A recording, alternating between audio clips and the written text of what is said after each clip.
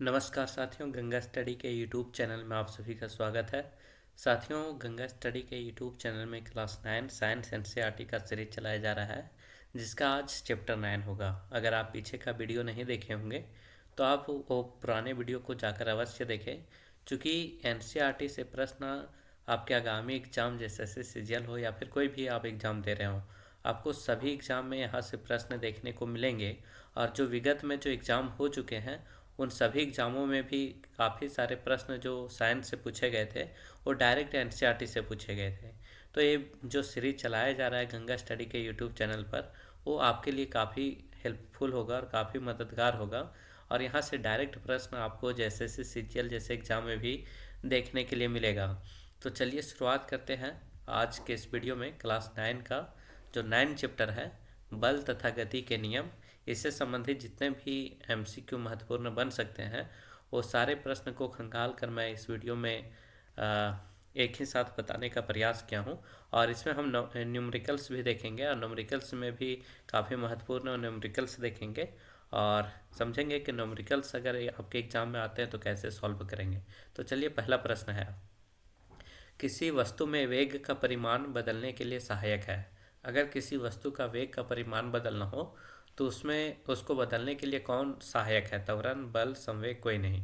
तो बल किसी वस्तु का वेग का परिमाण बदलने के लिए सहायक है, वो है बल। ऑप्शन बी सही हो जाएगा। नेक्स्ट, किसी बल के प्रयोग के द्वारा वस्तु का बदला जा सकता है। क्या बदला जा सकता है? अगर बल का प्रयोग करेंगे तो वस्तु का आकृति बदला जा सकता है, आकार बदला जा सकता है, दिशा बदला जा सकता है, या सभी। तो अगर बल का प्रयोग करेंगे तो वस्तु का आकृति, आकार और दिशा सभी बदला जा सकता है। तो यहाँ पर आंसर हो जाएगा सही, ऑप्शन डी। नेक्स्ट, अगर किसी पिंड को दोनों ओर से समान बल द्वारा खींचा जाता है तो ऐसी दशा में पिंड गति नहीं करता। इस तरह के बल को क्या कहा जाता है? कह रहा है कि अगर किसी पिंड को, किसी वस्तु को, किसी ऑब्जेक्ट को दोनों ओर से समान बल के द्वारा खींचा जाता है और ऐसी दशा में अगर पिंड गति नहीं करता है तो इस तरह के बल को क्या कहा जाता है? तो इस तरह के बल को संतुलित बल कहा जाता है। तो ऑप्शन ये सही हो जाएगा। नेक्स्ट, पैडल चलाना बंद करने पर साइकिल की गति धीमी होने लगती है। ऐसा क्यों होता है? अगर आप साइकिल का पैडल चलाना बंद कर दे तो साइकिल का गति धीमा होने लगता है। ऐसा इसलिए होता है क्योंकि घर्षण बल गति के दिशा के विपरीत कार्य करता है। तो ऑप्शन बी सही हो जाएगा। घर्षण बल गति की दिशा के विपरीत कार्य करता है। नेक्स्ट, द लिटिल बैलेंस तथा स्टोरी मैसेंजर किसके द्वारा लिखी गई पुस्तक है? दो पुस्तक है, द लिटिल बैलेंस तथा स्टोरी मैसेंजर। ये बताना है आपको कि ये पुस्तक किसके द्वारा लिखी गई है। तो ये जो पुस्तक दोनों है वो गैलीलियो के द्वारा लिखा गया है। तो ऑप्शन बी सही हो जाएगा। Next, discourse on floating bodies तथा letters on the sunspot, ये भी दो पुस्तक किसके द्वारा लिखी गई है ये आपको बताना है। तो ये दोनों पुस्तक जो है, discourse on the floating bodies तथा letters on the sunspot, ये भी पुस्तकें गैलीलियो के द्वारा लिखा गया। तो ऑप्शन बी सही हो जाएगा। नेक्स्ट, गुणात्मक रूप में किसी वस्तु के विरामावस्था में रहने या एक समान वेग से गतिशील रहने की प्रवृत्ति को क्या कहते हैं? अगर किसी वस्तु के विरामावस्था में रहने या एक समान वेग से गतिशील रहने की प्रवृत्ति क्या कहलाती है? तो जड़त्व कहलाती है। तो ऑप्शन बी सही हो जाएगा। नेक्स्ट, गति के किस नियम को जड़त्व का नियम भी कहा जाता है? काफ़ी आसान प्रश्न और महत्वपूर्ण भी है। तो गति के पहले नियम को जड़त्व का नियम भी कहा जाता है। तो ऑप्शन ये सही हो जाएगा। नेक्स्ट, जड़त्व के कारण क्या होती है जब मोटर बस अचानक चल पड़ती है?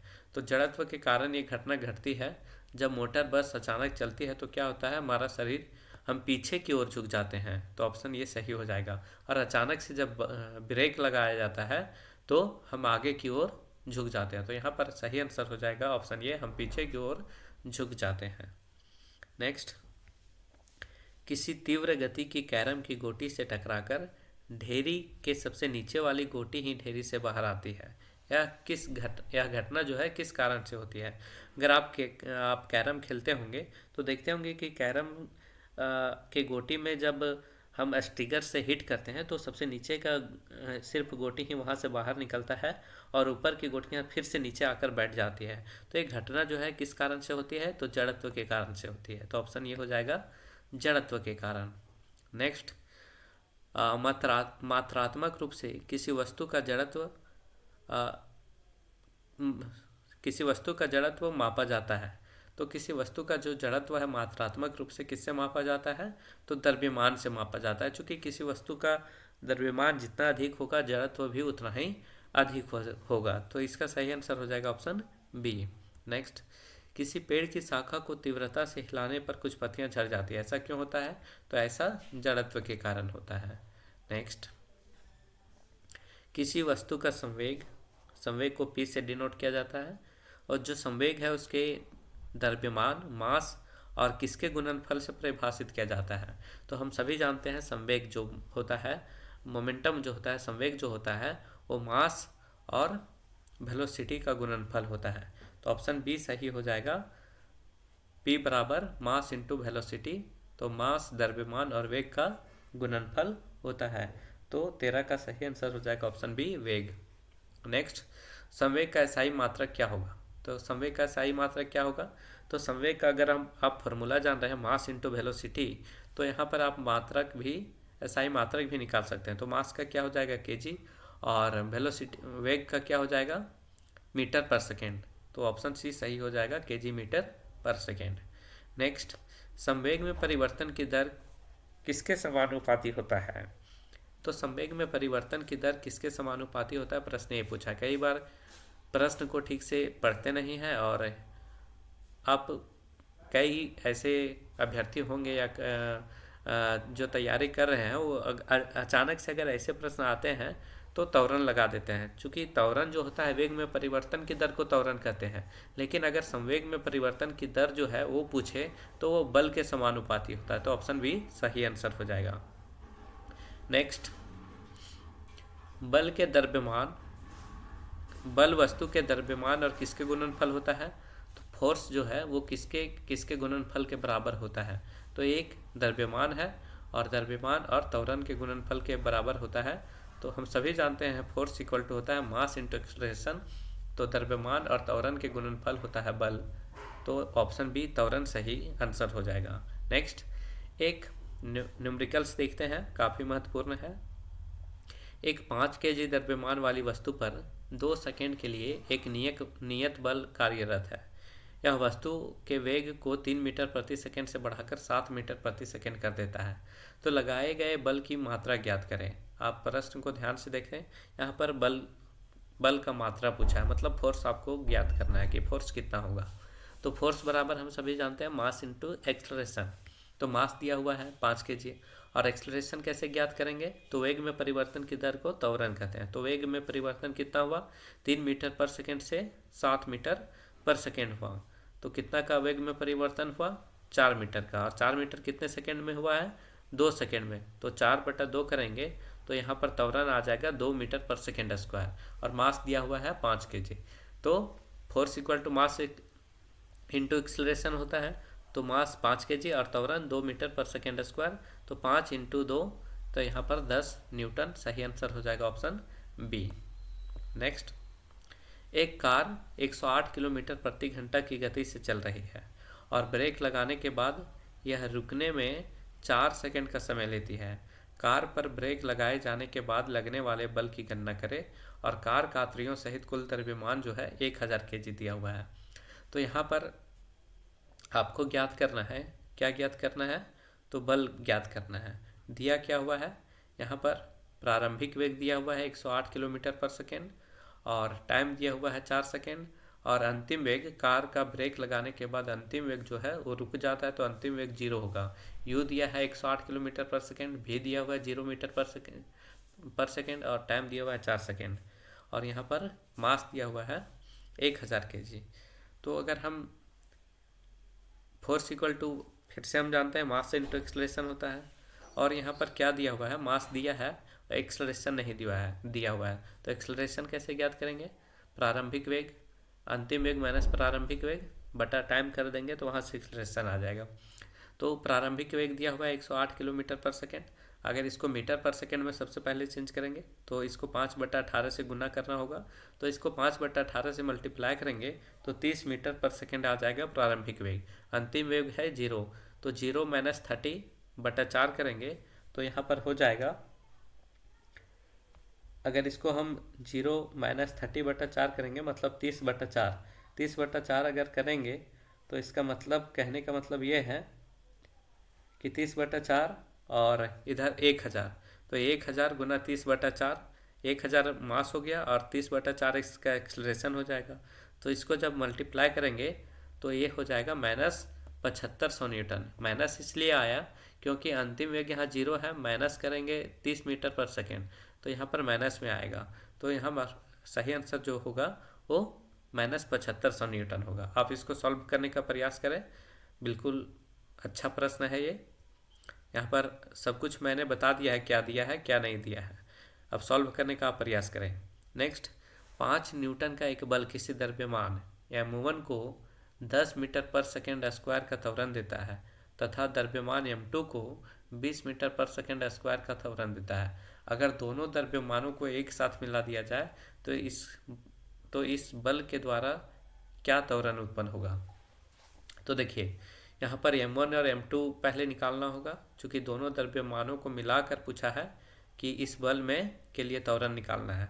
तो m1 कैसे निकलेगा, अगर force equal to mass into acceleration होता है तो मास इक्वल टू क्या होगा, फोर्स बटा एक्सलेशन। तो फोर्स दिया है, अगर m1 निकालेंगे तो फोर्स दिया है 5 न्यूटन और एक्सलेशन दिया हुआ है 10, तो 5/10 करेंगे तो 0.5 हो जाएगा m1। और m2 निकालेंगे तो 5 दिया है फोर्स और एक्सलेशन दिया है 20, तो 5/20 करेंगे तो यहाँ पर हो जाएगा, कितना होगा, अगर यहाँ पर निकालेंगे तो 0.25 होगा m2। अब 0.5 और 0.25 अगर दोनों को ऐड कर देंगे तो 0.75 आ जाएगा। पूछा है दोनों द्रव्यमानों को एक साथ मिला देना है, और उसके लिए जब दोनों द्रव्यमानों को जोड़ देंगे तो इस बल के लिए क्या त्वरण होगा वो पूछा है। तो मास, अब यहाँ पर टोटल जो मास होगा दोनों द्रव्यमानों का वो हो जाएगा 0.75। तो अब यहाँ पर त्वरण ज्ञात करेंगे। एक्सलेशन तो क्या होगा, फोर्स बाई मास, तो फोर्स दिया हुआ है कितना, 5 न्यूटन, और मास हो जाएगा 0.75। तो 0.75 से जब इसको डिवाइड करेंगे 5 को, तो जो आंसर आएगा वो आएगा 6.67 मीटर पर सेकेंड स्क्वायर। तो एक्सेलरेशन यहाँ पर 6.67 मीटर पर सेकेंड स्क्वायर हो जाएगा। नेक्स्ट, नाविक के आगे की ओर कूदने की स्थिति में नाव पीछे की ओर गति करता है। यह गति के किस नियम को दर्शाता है, तो यह गति को तीसरे नियम को दर्शाता है। ऑप्शन सी सही आंसर हो जाएगा। नेक्स्ट, बल का एसआई मात्रक है। बल का एसआई मात्रक क्या होगा, तो इसका जब फॉर्मूला जानते हैं, बल का जो फॉर्मूला है मास इंटू एक्सलेशन, तो मास के लिए केजी हो जाएगा और एक्सलेशन के लिए मीटर पर सेकेंड स्क्वायर। तो इसका सही आंसर हो जाएगा kg metre per second square, option B. Next, किसी m द्रव्यमान की वस्तु जिसका वेग v है उसके लिए संवेग क्या होगा, तो संवेग बराबर क्या होता है, मास इंटू वेलोसिटी। तो ऑप्शन डी सही आंसर हो जाएगा, मास इंटू वेलोसिटी। नेक्स्ट, सरल रेखीय पथ के अनुदिश त्वरित गति से गतिमान किसी पिंड के लिए नीचे दिए गए कथनों में कौन सा कथन सही नहीं है। इसकी चाल परिवर्तित होती रहती है, सही है। इसका वेग सदैव परिवर्तित होता है, ये भी सही है। यह सदैव पृथ्वी से दूर जाता है, ये गलत है, तो ये ऑप्शन गलत है। नेक्स्ट, गति के तीसरे नियम के अनुसार क्रिया एवं प्रतिक्रिया सदैव दो भिन्न वस्तुओं पर विपरीत दिशाओं में कार्य करती है। तो ऑप्शन बी सही आंसर हो जाएगा। जो गति के तीसरे नियम के अनुसार क्रिया एवं प्रतिक्रिया जो है सदैव दो भिन्न वस्तु में और विपरीत दिशाओं में कार्य करती है, तो ऑप्शन बी सही आंसर होगा। नेक्स्ट, फुटबॉल के खेल में कोई गोलरक्षक गोल पर तीव्र गति से आती बॉल को पकड़ने के पश्चात अपने हाथों को पीछे की ओर खींचता है। ऐसा करके गोलरक्षक बॉल पर अधिक बल लगा पाता है, बॉल द्वारा हाथों पर लगाए गए बल को कम कर पाता है। तो ऑप्शन बी सही आंसर हो जाएगा। बॉल पर, यहाँ बॉल होगा, बॉल द्वारा हाथों पर लगाए गए बल को कम कर पाता है, इसलिए वो हाथ को गोलरक्षक पीछे की ओर खींचता है। तो ऑप्शन बी सही आंसर होगा। नेक्स्ट, किसी पिंड का जड़त्व उसकी गति की अवस्था में परिवर्तन को प्रतिरोधित करता है। ऑप्शन सी सही आंसर होगा। नेक्स्ट, कोई यात्री किसी गतिमान रेलगाड़ी में एक सिक्का उछालता है तो उसके पीछे गिरता है। इसका यह अर्थ है कि रेलगाड़ी की गति त्वरित है, एक समान है, अवमंदित है या फिर वृत्ताकार पथ के अनुदिश है। तो अगर सिक्का पीछे गिर रहा है तो निश्चित रूप से वो रेलगाड़ी त्वरित अवस्था में है। अगर रेलगाड़ी त्वरित नहीं, एक समान गति से अगर वो रेलगाड़ी चल रही होती तो उसका जो सिक्का है उसके हाथ में ही गिरता, लेकिन सिक्का अगर पीछे गिर रहा है तो वो निश्चित रूप से त्वरित अवस्था में है। तो ऑप्शन ये सही आंसर होगा। नेक्स्ट, 2 kg द्रव्यमान का कोई पिंड किसी घर्षणहीन क्षैतिज मेज पर 4 मीटर पर सेकंड के नियत वेग से फिसल रहा है। इस वस्तु की इस वेग से गति बनाए रखने के लिए आवश्यक बल है। तो अगर ये घर्षणहीन है तो निश्चित रूप से जो इस गति को बनाए रखने के लिए आवश्यक बल है वो 0 न्यूटन होगा। ऑप्शन बी सही आंसर हो जाएगा। नेक्स्ट, रॉकेट किस नियम पर कार्य करता है? तो रॉकेट जो है किस सिद्धांत पर कार्य करता है? तो वो है संवेग संरक्षण के नियम पर कार्य करता है। तो ऑप्शन सी सही आंसर हो जाएगा। नेक्स्ट, 2/3 ऊंचाई तक जल से भरा कोई टैंकर एक समान चाल से गतिमान है। अचानक ब्रेक लगाने पर टैंक से भरा जल पीछे की ओर गति करेगा, आगे की ओर गति करेगा, प्रभावित नहीं होगा, ऊपर की ओर उठेगा। तो ये प्रश्न पीछे कोई भी प्रीवियस ईयर एग्जाम में पूछ चुका है ऐसे प्रश्न। तो ये जो पूछ रहा है कि अगर कोई 2/3 ऊंचाई तक भरा जल टैंकर एक समान गति से गतिमान है और अगर अचानक ब्रेक लगेगा तो टैंक से भरा जल क्या होगा? तो इसका सही आंसर हो जाएगा आगे की ओर गति करेगा। ऑप्शन बी सही आंसर होगा। तो इस तरह से आज के इस वीडियो में हमने 30 महत्वपूर्ण प्रश्नों को देखा और उम्मीद है ये प्रश्न आपको सीधे तौर पर आगामी एग्जाम में देखने के लिए मिलेगा। और अगर आप पीछे का वीडियो नहीं देखे होंगे तो गंगा स्टडी के यूट्यूब चैनल पर आप प्लेलिस्ट बना हुआ है क्लास 9 NCERT, इस तरह का एक प्लेलिस्ट बना हुआ है, आप वहाँ पर जाकर पीछे के वीडियो को देख सकते हैं। साथ ही साथ आप नए हैं तो चैनल को सब्सक्राइब कर लें और यहाँ पर झारखंड के करंट अफेयर्स और भी काफ़ी सारे महत्वपूर्ण वीडियो डाला गया है, तो उन वीडियो को भी आप देखकर आगामी एग्ज़ाम के लिए बेहतर तैयारी कर सकते हैं। तो आज के लिए बस इतना ही। धन्यवाद।